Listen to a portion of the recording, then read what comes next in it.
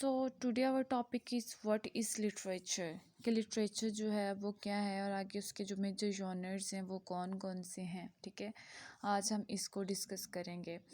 तो सबसे पहले हम देखते हैं कि लिटरेचर क्या है। लिटरेचर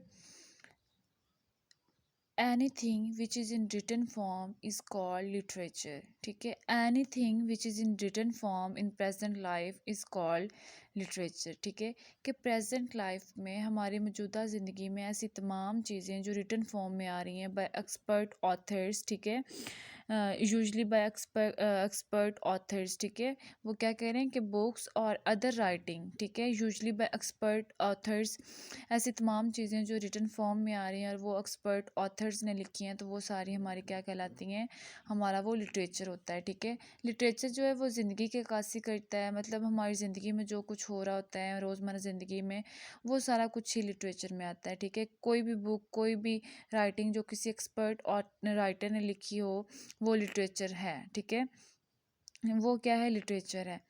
ठीक है, तो हम ऐसे भी कह सकते हैं कि anything which is in written form is called literature, या फिर हम कह सकते हैं कि literature is the mirror of society.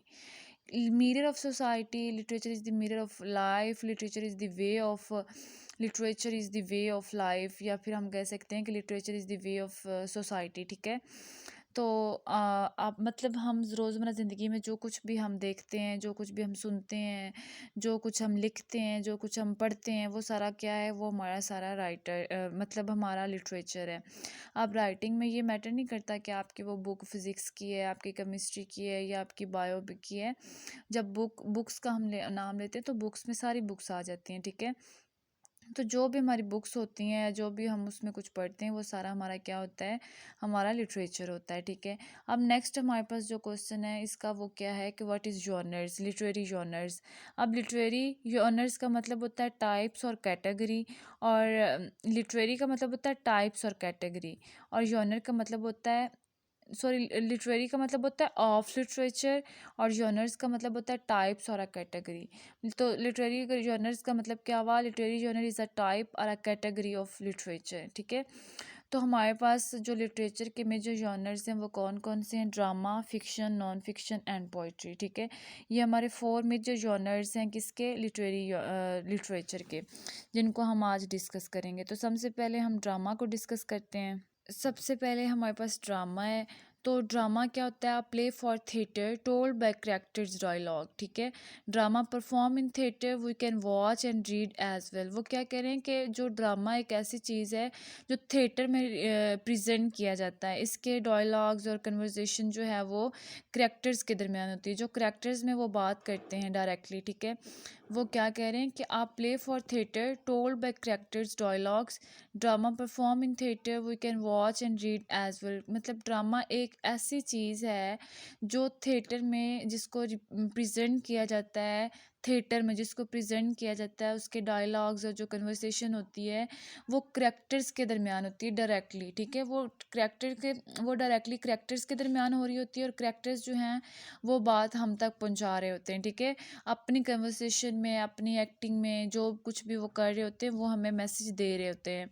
Next वो क्या कह रहे हैं कि we can watch and read as well. हम ड्रामास को देख भी सकते हैं, हम ड्रामास को पढ़ भी सकते हैं। ठीक है, तो वो क्या कह रहे हैं कि हम we can watch and read as well, कि हम इसको पढ़ भी सकते हैं, हम इसको देख भी सकते हैं। नेक्स्ट वो क्या कह रहे हैं कि ड्रामा जो है वो परफॉर्म किया जाता है। अब आप लोग सीरियल्स देखते हो, आप फनी फनी शोज़ देखते हो, फनी शोज़ देखते हो।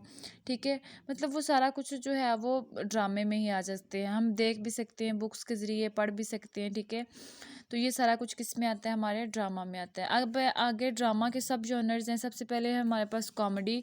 तो कॉमेडी या फनी और humorous drama with happy ending. ठीक है, ये एक ऐसा ड्रामा होता है जिसका जो एंड है वो हैप्पी होता है।